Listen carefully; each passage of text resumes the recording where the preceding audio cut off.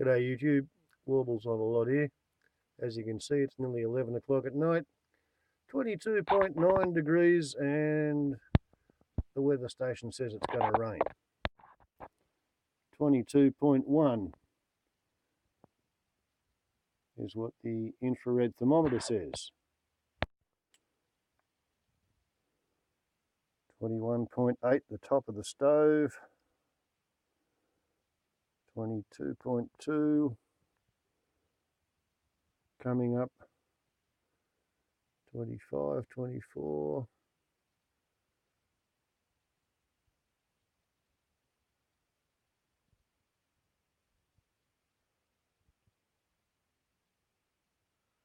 Outside air is probably somewhere around 17.2.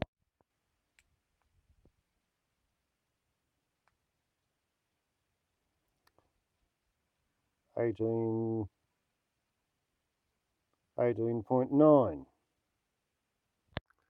And the temperature's come down from 28, which it was at midday.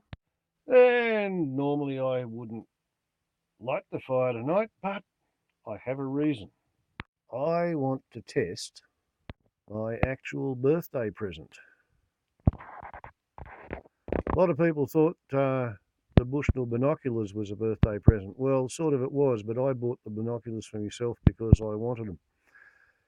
When the kidlet said, "What do you want for your birthday, old man?" I said, "Well, I saw this thing on the YouTube where a bloke basically was playing with a couple of these, and it seems to me that that could be quite a fun thing to have a go at using."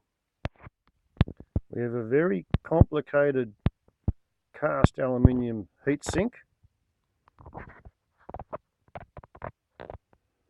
We have a fan. We have an electric motor in the fan housing.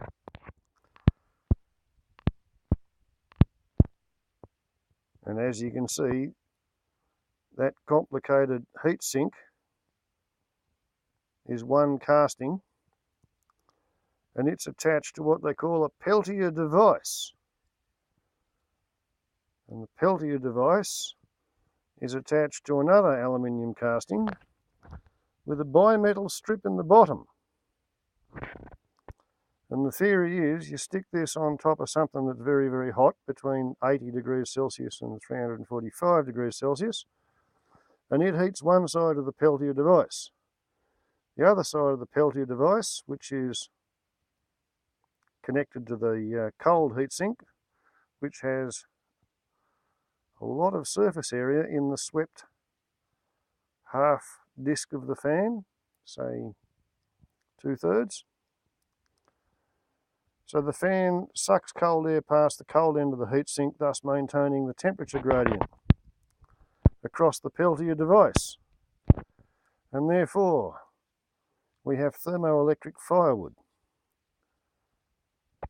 It did actually come with a thermometer, however, it had suffered greatly in transit and I had to pull the back of it off and reassemble it, and it kind of sort of works. Happily, I have the infrared laser thermometer.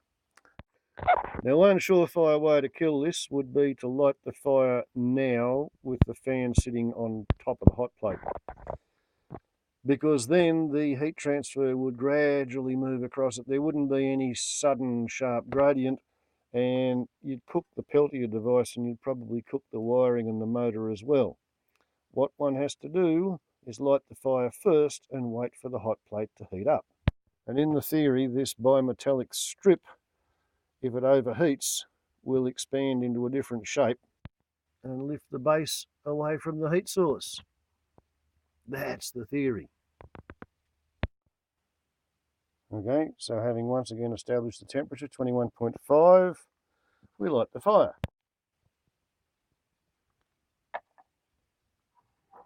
And it's well stuffed with waste paper.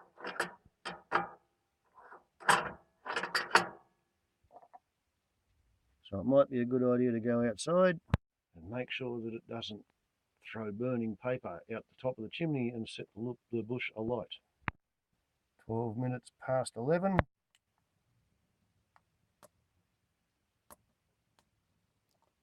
$37, $41, $42. It is warming up.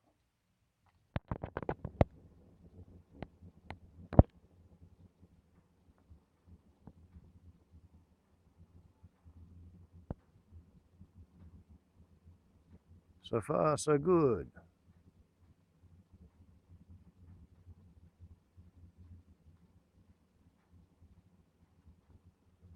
They're only throwing ash.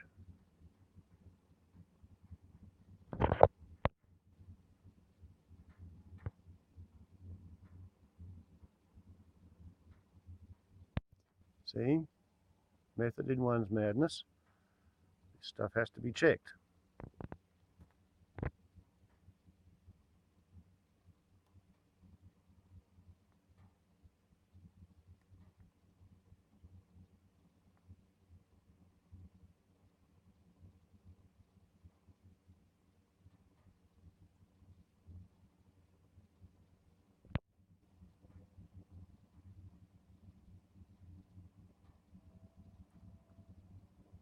Okay.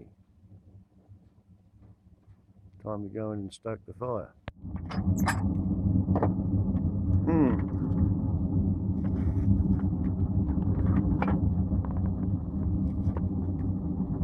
I told you it was full of waste paper, didn't I?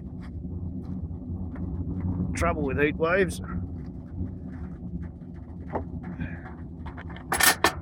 You don't have a fire every day. There we go.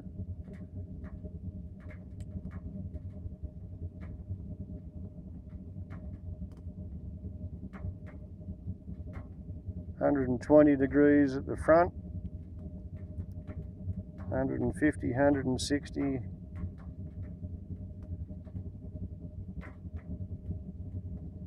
And the thermometer can't cope with any more than 260.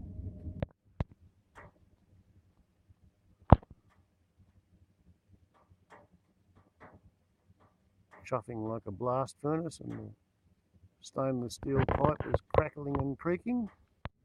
Okay, 137 on the flue, coming down.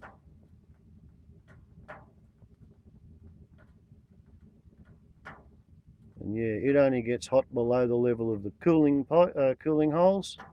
Okay, 18 minutes past, and we put the fan on the fire. That just sounds weird.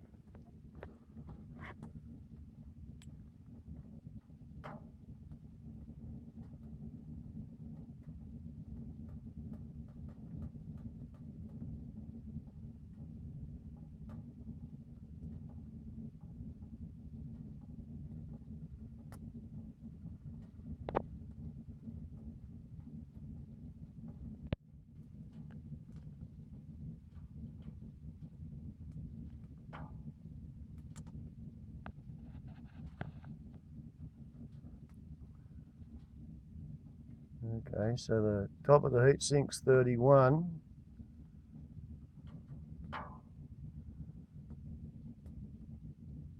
Top of the conductor's 42. It started to turn.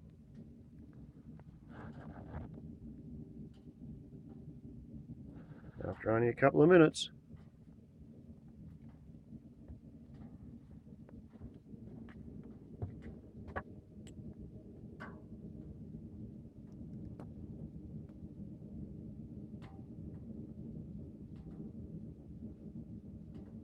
Oops. Okay, so 120, 130 degrees stove top. 120 degrees.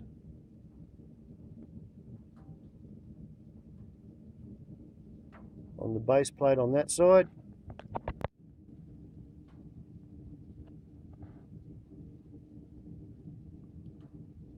Odd degrees. 41.4 on the heatsink, and that seems to be stable. If anything coming down, because we've got the little fan going. Come around here to this other side.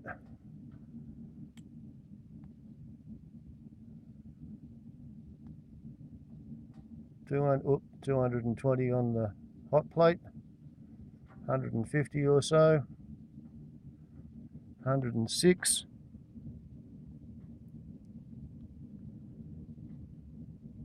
Top of the base conductor is about 80. 69, 970. 75, 71, 63.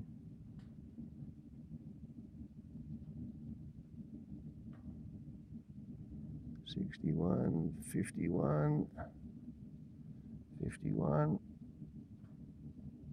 47, 50. So yeah, 50 degrees, top of the heatsink. 75 degrees around the center of the motor mount.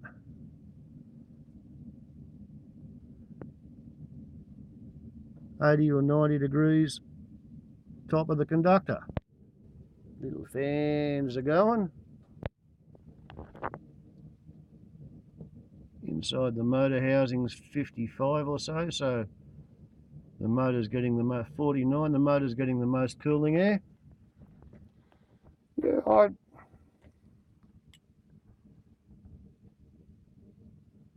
outside of the motor mount, 70, 80 degrees.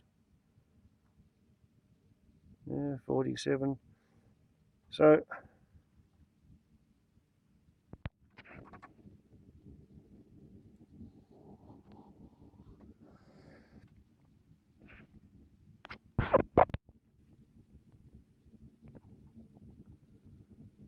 yeah, well, it doesn't suck very hard. If you wet your finger and put your wet finger in front of it, you can feel the draft. No electricity, cords or batteries required, powered by the heat of the stove or tyre place. Increases your stove heating efficiency. Ultra QIOET AMD, efficient circulation of warm air, distributes 150 cubic feet per minute of warm air throughout the room. 177, 114, 87, 52.7 or so, 130 on the base plate, 80 or so. Okay, so that particular fin on the heat exchanger isn't doing much good because it's too close to the flue. But basically, yeah, we have Thermo-Electric Firewood.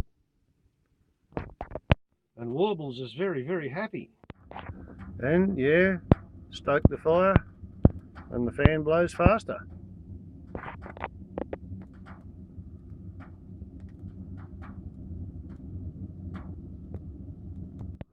As demonstrated by the faint stroboscopic effect of the inverter-driven square edge sine waves on the high efficiency light.